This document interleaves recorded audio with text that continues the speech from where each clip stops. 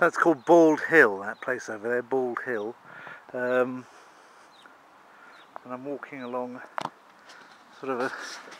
I'm not even sure what this is called. We were in, I think it's Lambeth Arms or something, eating. A group of us. It's the baptism of my niece. And there's some very large looking dandelion clocks. They're not real dandelions, they're other things. Wild things. Wild things. There's the old rose bay willow herb, getting visited by all sorts of bees. It's very nice, one of my favourites.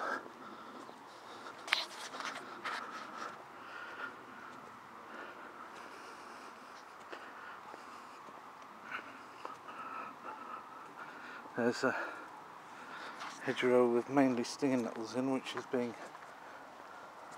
flitted about on by a butterfly. So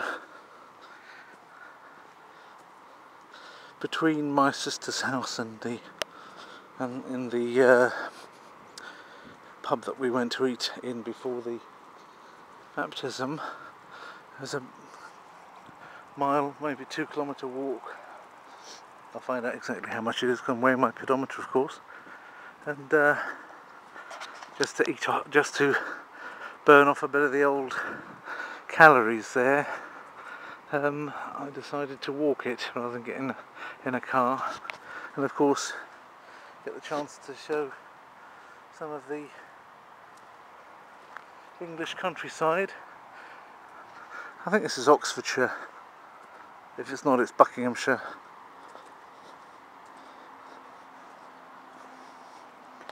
Now there's one of these opium poppies somebody's grown out here. Another one over there with lots of poppy heads getting ready. And the occasional, these are the poppy heads of normal poppies. So the red poppy. And there's lots of poppies.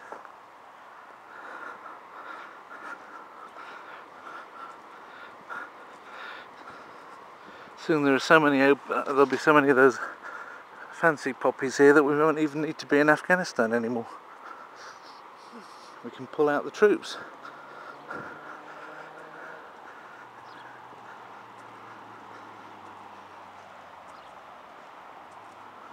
It's not a plant that I remember from my youth in the English countryside, I can tell you that. The red one, obviously, yes, but not that one. It's a nice wild convolvulus. And here we've got some brambles in flower. Again, lots of bees doing their job around. That's good to see, because obviously there was this bee problem a few years back. Let's say goodbye to that Beacon Hill there, Bald Hill.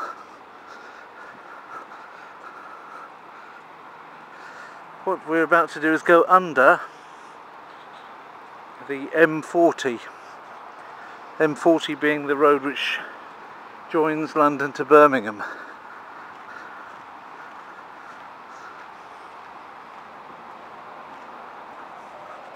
There's obviously some kind of mobile telephony mast there by the looks. There's some nice horses of various colours in that field over there. Thistles with purple heads.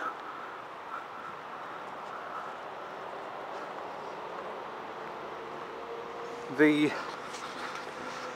maps don't show this.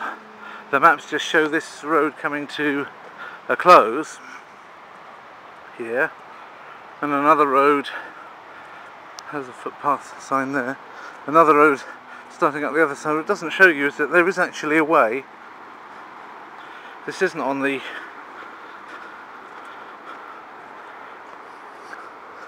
map, but here, past these here hollyhocks that somebody must have planted, or maybe they planted themselves, like triffids. They're a bit like triffids. Another one of those big dandelion heads, and these are hollyhocks there. There's a nice pink one there with the Seeing littles on guard around it.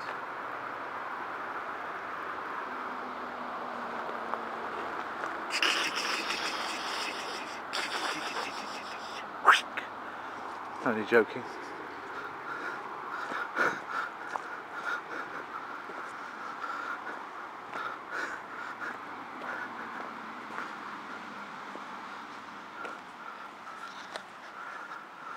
How the cars can come through here.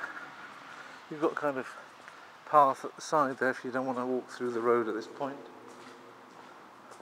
Although there's enough space, you can walk through the road if you want to, or at the side.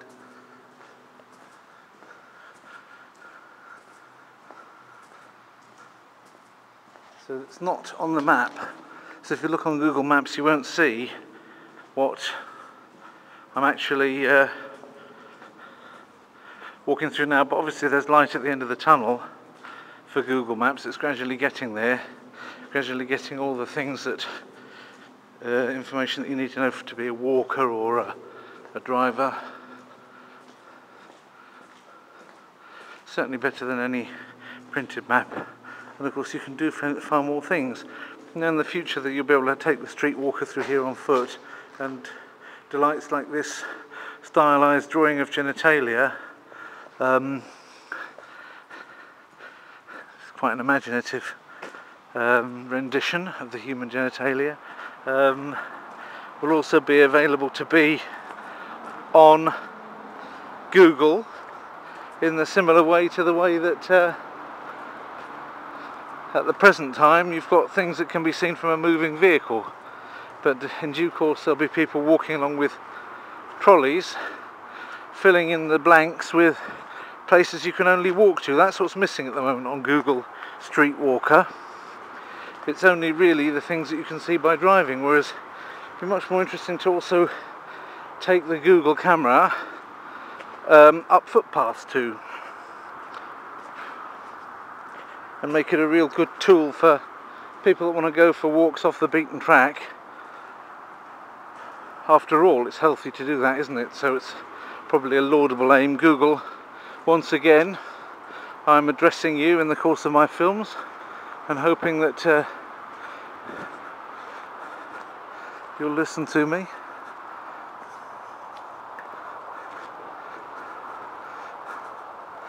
And this is quite an interesting thing here by this side. So all you see on the map is this road coming here, then stopping. There's obviously a village hall there for this village, which is Lucknow village.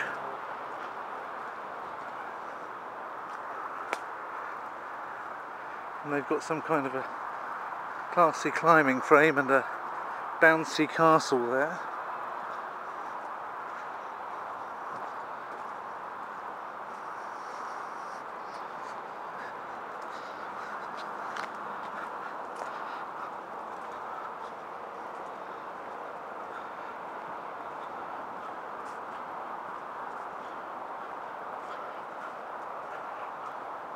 Village life in southern England is like town life in most other countries, and town life in England's like city life in East European countries. The things that you'd have to be in a city to get in Poland, for example, in England are available in an ordinary town. And you think, with all that supply, how come the prices are so high? But still somehow they are.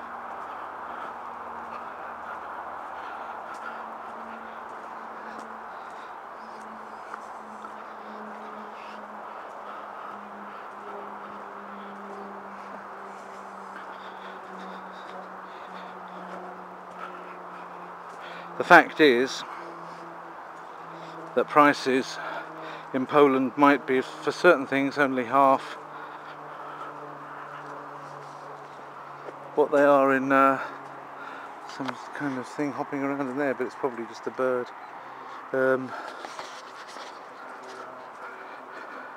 Prices of certain things in Poland might be half or a third of what they are in in the UK. Sometimes they're not, sometimes they're even higher depending on what you're getting. Some clothes prices are, and electrical goods can be seriously higher in Poland, not lower. But the wages in Poland are usually a lot lower. I mean, for some things, the wages in Poland, well, they used to be 6 times lower. And when Poland joined the European Union,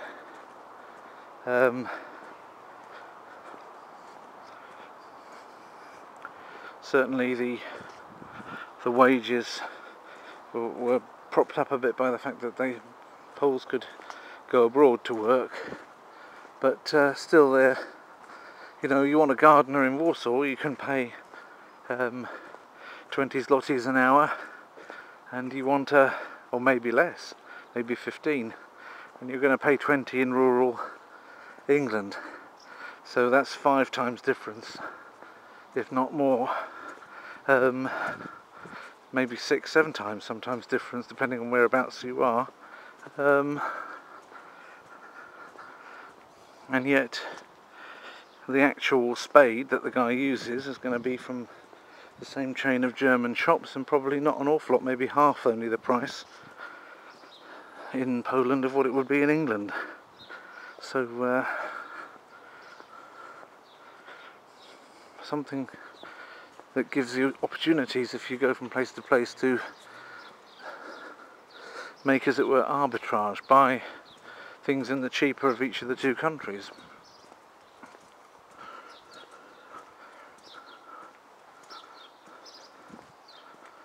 I only do it for things that I'm buying. I buy in the cheaper country, but there are people that go backwards and forwards selling as well, buying here and selling there, as long as they pay their taxes on it. That's now perfectly legal because we're a single customs zone. As long as they keep proper records and pay their taxes, then they can do that. C of E Primary School in Lukna.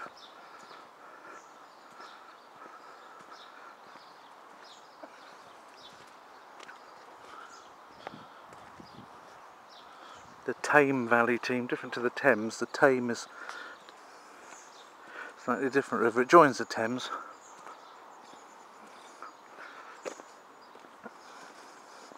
It looks like a nice playground. And things here, of course, do look very nice. It's an old village, even from medieval times.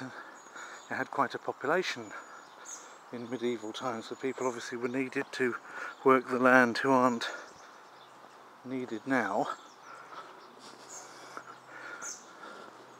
Work the land, look after the horses, and look after the people that are working the land.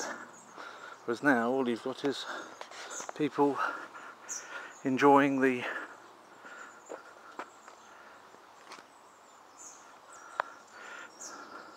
slightly more spacious life that you can get in the village rather than in the, and more peaceful. You can hear the birds' song.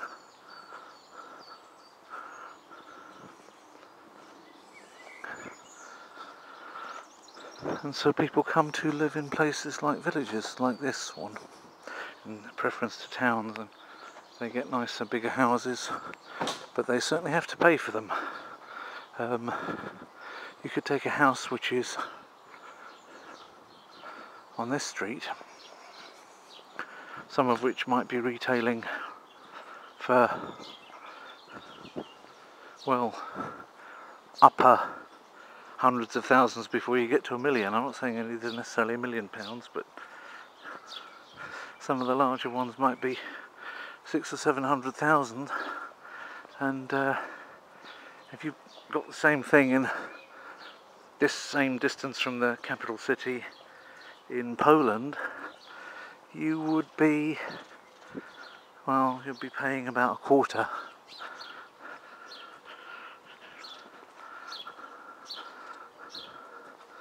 Which offers amazing retirement potentials for English people to sell up and go to East Europe to retire. Now that there's a much lower crime rate in East Europe and lots of people speak English, you could have a good quality of life, although, like I say, not all the services are available in the village, so you might be driving further to make up the difference. Ye Olde Leathern Bottell. There's a pub who's proving its medieval